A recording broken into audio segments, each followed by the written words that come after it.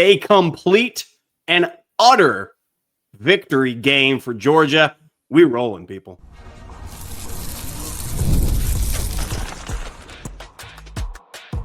You are Locked On Bulldogs, your daily podcast on the Georgia Bulldogs. Part of the Locked On Podcast Network, your team every day. What is up, everybody? Welcome back to the Locked On Bulldogs podcast. He, of course, is Clint. I am Daniel. This is the Overreaction Show, our favorite show of the week. And, guys, this was a trap game. I just want you to know that this was a big old trap game. Georgia coming off a rivalry win. They got Texas on deck next week. Texas. And Georgia, what they did is they went on down to Mississippi State. Okay. And they put together the most complete game that we have seen out of this Georgia football team all season long. The offense, the defense, the special teams, it was all clicking today for Georgia. There's so many places that we could start. But let me set the tone, Clint, by starting here. Okay? Go ahead. This is going to come across as more like a public service announcement. Okay. Shame on you, Tennessee. Oh. Shame on you, Auburn. Here we go. Shame on you, Ole Miss. Because you had an opportunity to cut the head off the snake when he was down. You understand? When this team had not figured anything out, this team fumbling around, couldn't put things together, couldn't string drives together. You had a chance to go ahead and kick the king while he was laying in a heap.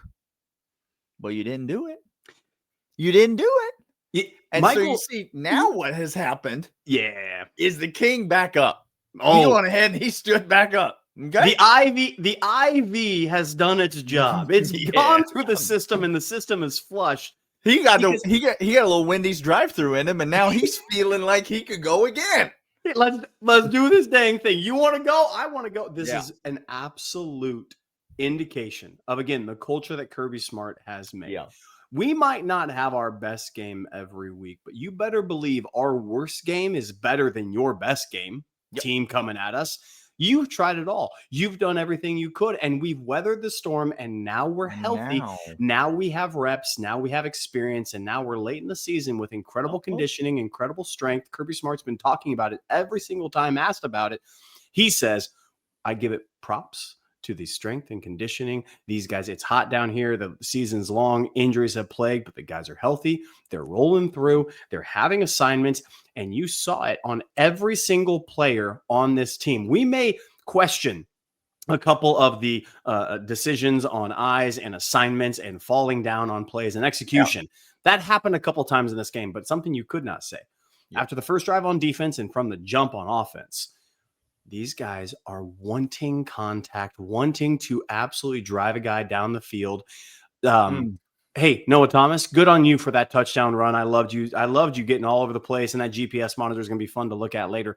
But you know who, Daniel, was the star of that play? It wasn't Gunnar Stockton. Who way to get out of trouble. Great throw on the run, all that. Wasn't the offensive line who gave him time to do so. It wasn't the play design, Mike Bobo, although he's probably the second reason this play worked so well. Number one reason is number one reason you say? Number one. The number one? Okay. Zachariah Branch blocking for what must have been 12 seconds. 55 yards downfield, he's blocking to get Noah Thomas in the end. 55 yards past the line of scrimmage, Zachariah Branch is engaged in a block. That's Georgia football. Dominating a guy. That's Georgia football. Our best wide receiver. 55 yards downfield blocking. That's Georgia. Y'all had a chance to end Georgia's season. Not once, not twice, but like 4-5 times. Every game. Y'all had a chance to end Georgia's season, and you couldn't do it. And so now guess what? We out here. Georgia is out here. The flu has passed through the system. Yeah, no, we're back. We're back up. And you thought I was holding back. No, I was giving my best. I just was literally inundated with things my body was fighting. I don't got a fever no more. All my energy and focus is directed on you. And that's a problem, Texas. That's a problem, Georgia Tech. That's a Texas. Problem, Big Texas Ten. Texas fans. We're going to have a fun week. Talk your talk. Let's go, no. Talk your talk, because let's go, Texas fans. Your offensive line is on the same level as Auburn and Mississippi State. Whoops. I said it. Sure. Come at me. I don't care. I've watched your games. Yeah. It's bad. It's gonna be a fun week. All right. Second segment, we're gonna talk about this Georgia defense, because they deserve fresh billing in this game. They deserve it. Third segment, we're gonna talk about this Georgia offense.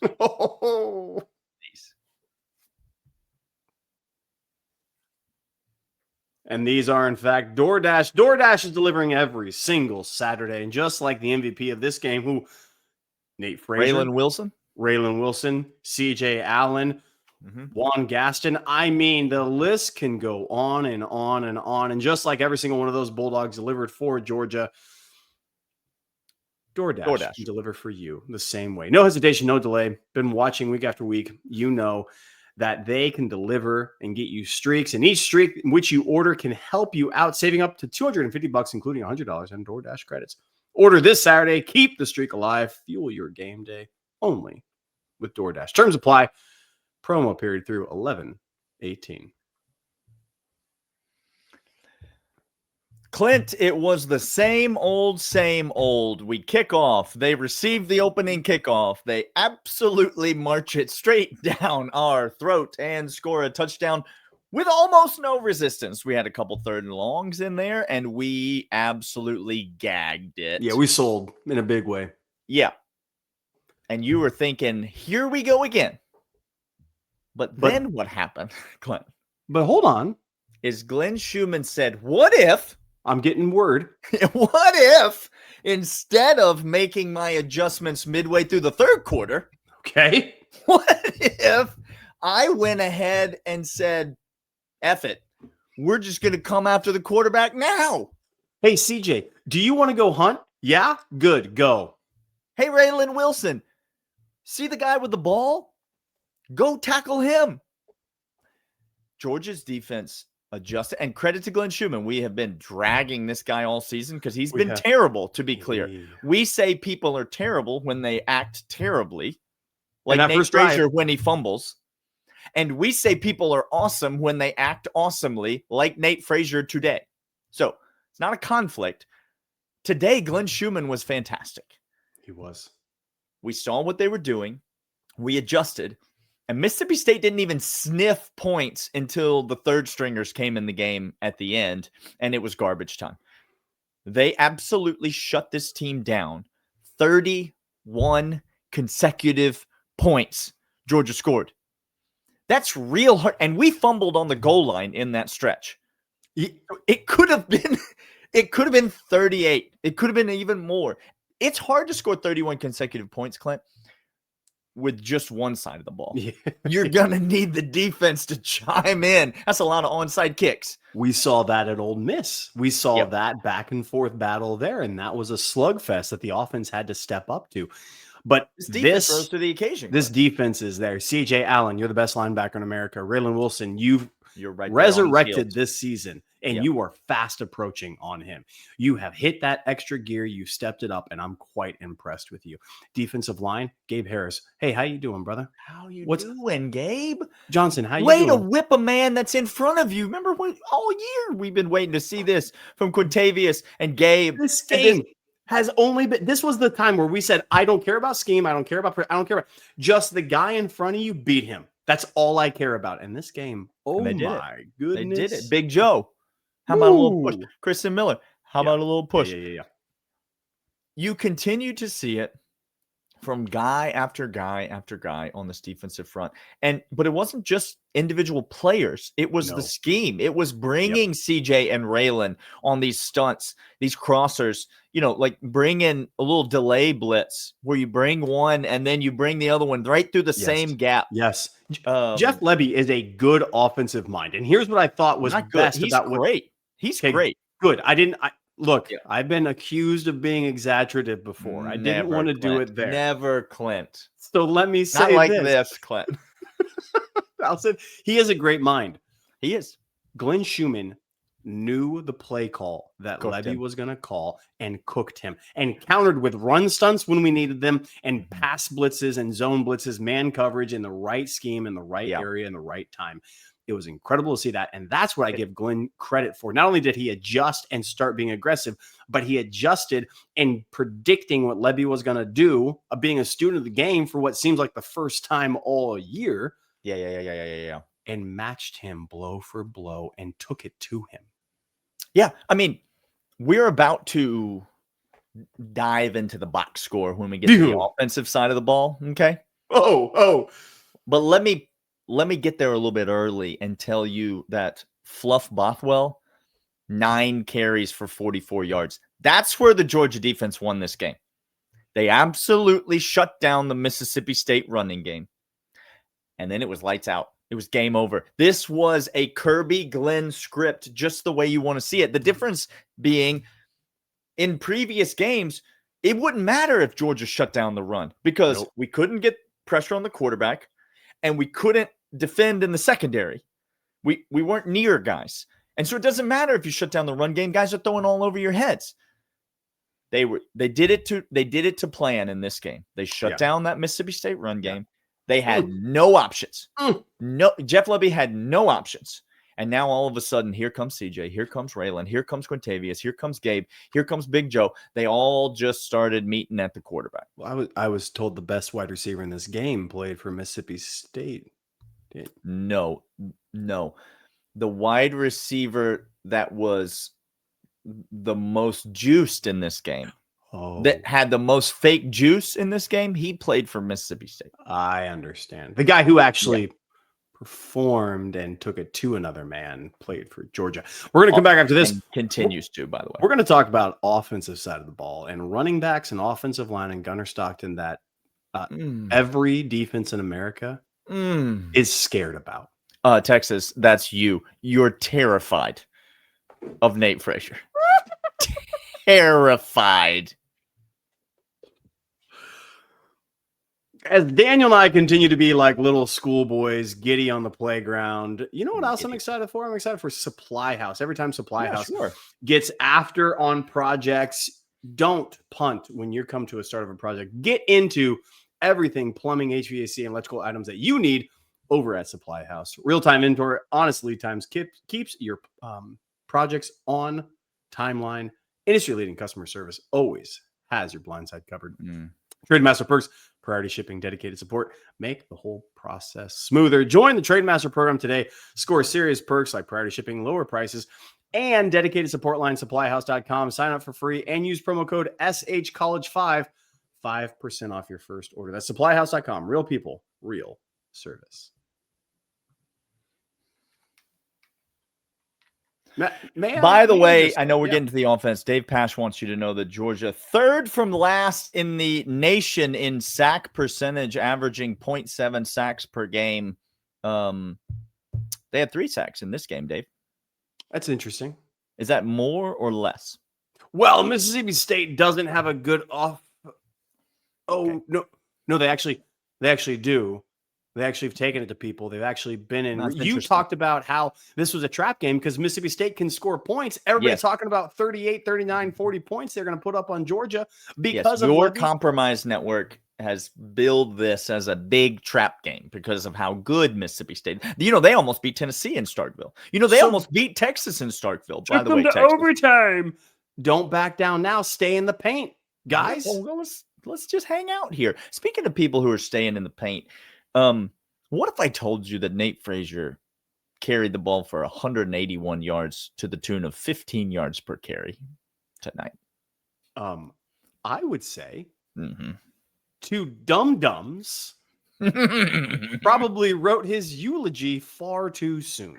Yeah, sure they did. Those two dum-dums have said a lot of dumb things in their life. Yeah, we have. No, 100%. Nate Frazier is an animal. He's a beast. Daniel likened him to Noshawn Moreno countless times. Noshawn Moreno called and said, I want to be likened to Nate Frazier, if I may. Can you please put that moniker on me? Because this man is fighting for yards. Not just one cut and go and let's see what happens. But now he is pushing other people around, getting hard yardage. And then when he breaks loose, he had some sort of catapult mechanism. Yeah, slingshot engaged. I don't know what he did or where it was connected to. I don't know. It was a Mighty Duck situation. There was an anchor point somewhere else where strings were involved, and just like that bungee cord. At one point, I think I saw a flying V. I mean, let's quack all the way down to the end zone. Nate Frazier, we have feels. Sometimes. We see you. And my feels now are very different than they were earlier on with the fumble injury or fumble issues that were there. This Georgia backfield with Nate Frazier and Chauncey Bowens is as good as you could possibly want. We cannot go Sony and Nick. Like, we get it. Untouchable. That's the best that has ever been. The best two running backs to ever play at the same time at any school ever. Fight us. I won't.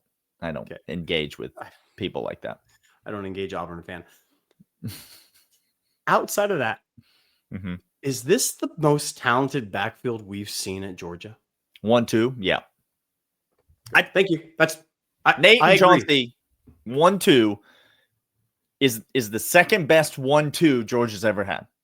Great, thank you. And it's all predicated behind this offensive line. These guys are dirty, Clint. Every time you say offensive line, I need to step back because I fear I'm going to catch a stray from another offensive lineman burying somebody in the dirt. I don't want to be that guy. Georgia got 2 18-year-olds who are out there dominating college football right now. Not playing well. No, not holding their own. Not being serviceable. Not keeping up with the rest of the guys. Not being the weakest point, but being okay enough to keep us going. No. Lucas Glover and Juan Gaston are dominating college football. They're about to dominate the Texas defensive front. And they're 18 years old. Texas fan. As you're listening to this, I want you to know. Yeah. You can say Arch Manning. You can say Steve Sarkisian. Okay. You can say whatever you want. I'm rest assured sitting in a warm blanket of confidence because I have an offensive line that's healthy, hungry, more talented, and this just faced better defenses than what you have by a mile. Yeah, we played on the road at Auburn, so Texas and Athens ain't nothing in terms of a defense faced. Auburn's the best defense in America. We played them at home, and we took it to them. We will take it to the Texas defensive line because they don't have the dudes that these two guys alone. We haven't even mentioned Ernest Green playing well and Monroe Freeling playing well and Bobo, the best of them all to begin the season. Now, this is not shade. Bobo, you're like the third best offensive lineman we have. Yeah. And that's an indication of just how incredible these young guys are. It might be lower. It might be lower. Like this whole offense. He may have gone from 6 guys. To 5. There are 6 guys on this offensive line that are legitimate animals. And I could not be more thrilled with this performance. Georgia rushes for 6.9 yards per carry over the course of a game. That's weird. You take garbage time out, it's closer to 8 yards per carry, but whatever. Georgia was physically dominant in this game. Is exactly what Kirby Smart said he wanted to see. Yep. Georgia played a complete game. In this game, exactly what we've been waiting for all season. Georgia is clicking at the right. You had your chance, college football. You had your chance. You had your chance to get a playoff without Georgia in it. An uppercut that hits and glances off. That's a glancing blow. You need to hit right here, and you missed your shot. Now you hit there, and they just stare back at you. You sent Josh Whipple to do your dirty work for you, and he was ill-equipped. We haven't even talked about Gunnar Stockton yet. We'll be back all week, Texas fans, talking about the Tennessee Titans' next head coach and what his chances are of coming into Athens and getting the big win against the University of Georgia. We're going to be here all week. We're going to have lots of shows for you. Make sure you jump in the comments and tell us the last meaningful game that Texas won against Georgia, and how after that game they were back, and then what happened from there, what transpired from there. Make sure you give us that narrative. We will sit patiently and or all your playoff history and wins and conference championships in the SEC and that conference you were in before. And no. Tell us more about that. Tell us about how this is a must-win game for you to not miss out on the college football playoff. There it is. Tell us about how we're going to end your season before you even get your butt kicked by Texas A&M. Texas A&M going to talk about all that. We can talk about all of that this week on the Locked On Bulldogs podcast. Can't wait, and we'll see you guys then. See ya.